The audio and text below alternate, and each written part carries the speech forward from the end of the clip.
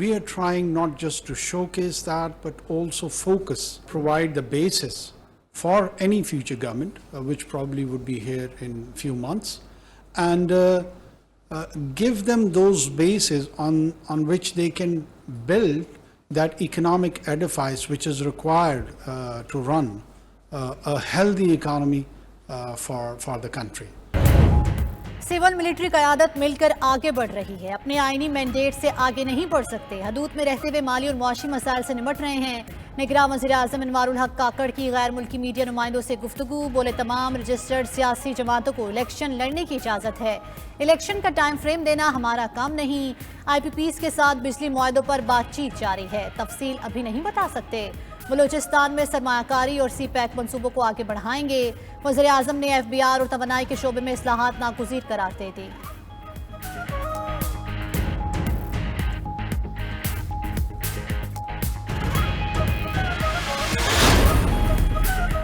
Reference वापसी की वजूहात से अंदाज़ा होता है कानून का झुकाव किस जानिब है। चीफ जस्टिस के नैब तरामीम के खिलाफ चेयरमैन PTI की दरख्वास्त पर रिमार्क्स। तरामीम के बाद नैब का बहुत सा काम ख़त्म हो गया। नहीं मालूम कि ये मुकदमात दूसरे फोरम्स पर भी जाएंगे। क्या नैब के पास मुकदमात दूसरे फोरम्स को भेजने का कोई इख्तियार है? चीफ जस्टिस का इस्तफसार। तरामीम के बाद नैब दूसरे इदारों को मुकदमात नहीं भिजवा सकता। ख्वाजा हारिस का जवाब।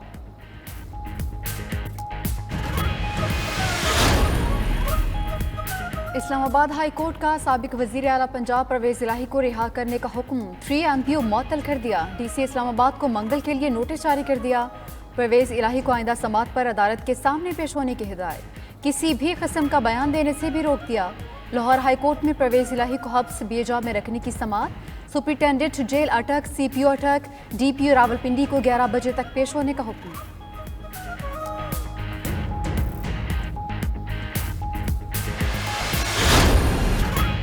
बिजली के बिलों में रिलीफ का प्लान IMF ने मुस्तरद कर दिया। हुकूमत ने सब्सिडी का बोझ 6 अरब 50 करोड़ रुपए बताया। IMF ने अदाद-ओ-शुमार को गलत करार दे दिया।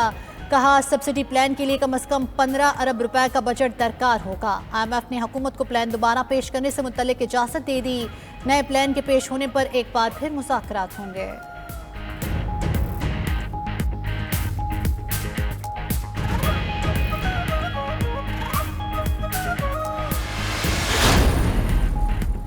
हुकूमत का बिजली चोरों के खिलाफ भरपूर कार्रवाई करने का फैसला। निगरां वज़ीर आज़म की बिजली चोरों के खिलाफ कोई रियायत ना बरतने की हिदायत। अनवारुल हक काकड़ से रहनुमा MKM मुस्तफ़ा कमाल और अनीस कायम खानी की मुलाकात। बिजली समेत कराची के मसाइल पर बात हुई। मुस्तफ़ा कमाल ने कहा पाकिस्तान को दरपेश मुआशी बदहाली से IMF नहीं सिर्फ कराची निकाल सकता है।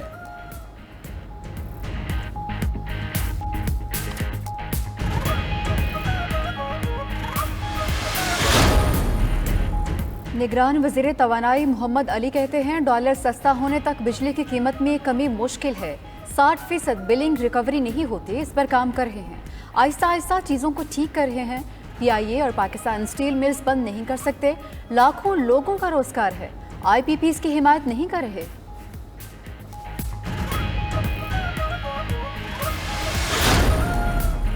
अवाम महंगाई से परेशान, चीनी के दाम भी बेलगाम। एक हफ्ते में चीनी कीमत में 30 रुपए फी किलो तक का बड़ा इजाफा। कराची और लाहौर में चीनी 200 रुपए फी किलो मिलने लगी।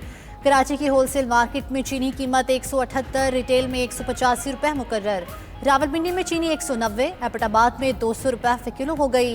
मुल्तान में 2 हफ्ते कबल 120 रुपए मिलने वाली चीनी 180 रुपए किलो पर जा पहुंची। फैसलाबाद में चीनी 185 रुपए किलो हो गई। पेशावर में चंद रोज में 40 रुपए का इजाफा। फी किलो चीनी 190 रुपए में मिलने लगी।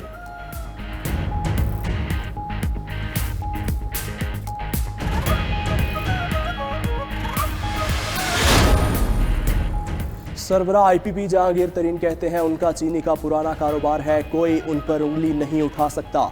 दुनिया भर में चीनी महंगी है। गुज़श्ता साल गन्ने की स्पोर्ट प्राइस 300 रुपए थी, आइंदा साल 400 रुपए होगी। गन्ने की काश्त का इलाका कम हो चुका, खदशा है आइंदा साल 10 लाख टन चीनी कम पैदा होगी। मजीद बोले मुल्क में इदारों के दरमियान कोई टकराव नहीं। तहरीक इंसाफ किसी और जानिब चली गई, वो तहरीक इंसाफ की असल सोच के साथ आज भी खड़े हैं।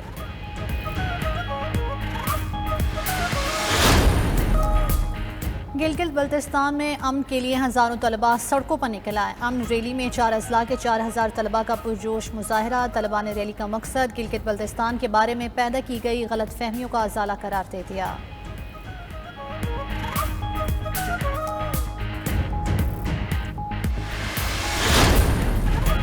पीटीआई रहनुमा हलीमा दिल शेख की गिरफ्तारी के खिलाफ दरख्वास्त की समाअत। सिंध हाई कोर्ट ने सेक्रेटरी दाखिला, IG सिंध, SHO फिरोजाबाद और SHO परेडी को नोटिस जारी कर दिए। डिप्टी अटॉर्नी जनरल और एडवोकेट जनरल से जवाब तलब।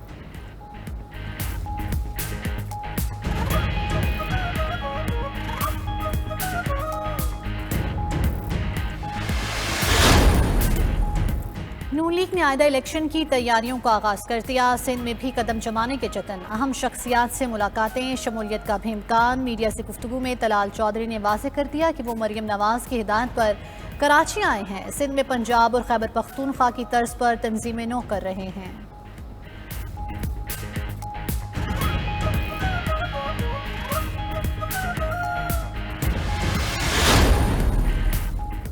GCS में 34 A स्टार लेने वाली तालिबा की नवाज शरीफ और शहबाज शरीफ से मुलाकात। कायद नून लीग ने लैपटॉप का तोहफा दिया। शहबाज शरीफ बोले, पूरी कौम अपनी बेटी पर फख्र करती है। ये बच्ची आगे चलकर पाकिस्तान का मजीद नाम रोशन करेगी। शहबाज शरीफ इलेक्शन से मुताल्लिक सवाल गोल कर गए।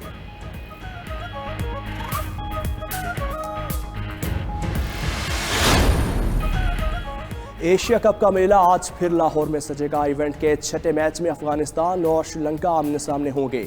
मैच का रिजल्ट ग्रुप बी की तीनों टीम्स की किस्मत का फैसला करेगा। पॉइंट्स टेबल पर श्रीलंका और बांग्लादेश के 2-2 पॉइंट और अफगानिस्तान का कोई पॉइंट नहीं। क़ज़ाफ़ी स्टेडियम में मैच की तैयारियां मुकम्मल, सिक्योरिटी सख्त, ट्रैफिक प्लान भी मुरतब। शायकीन के लिए स्टेडियम के दरवाजे कुछ देर में खोल दिए जाएंगे।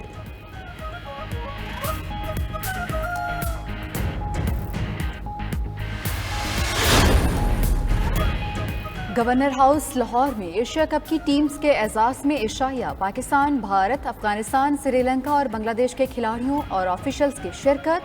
गवर्नर पंजाब बलीग़ुर रहमान मेहमान ख़ुसूसी बने। चेयरमैन PCB ज़का अशरफ ने कहा, क्रिकेट मोहब्बत का खेल है। इसके ज़रिए तमाम मुल्क आपस में जुड़े हैं। पाक भारत मैचेस क़ुर्बत का ज़रिया हैं। खिलाड़ी आपस में भाइयों की तरह मिले। मुस्तक़बिल में मज़ीद अच्छे की उम्मीद है। Chairman PCB management committee Zaka Ashraf आज भारतीय वफ़द और दीगर मेहमानों के एजाज़ में ज़ुहराना देंगे। पाकिस्तान आकर बहुत खुशी हुई। यहाँ की मेहमान नवाजी और लोग का प्यार हैरान कर देता है। PCB से आए सदर रॉजर बिनी का आशाइये से खिताब। बोले, हमेशा से जब भी पाक भारत मैच होता है लोग सब काम छोड़कर मैच देखते हैं। तमाम सड़कें खाली हो जाती हैं। राजीव शुक्ला ने कहा कि क्रिकेट लोगों को करीब लाने का जरिया है। वो कई बार लाहौर आ चुके। यहाँ की कई खुशगवार यादें हैं। रॉजर बिनी ने माजी के मैचेस और जावेद मियादाद के छक्के का भी जिक्र किया।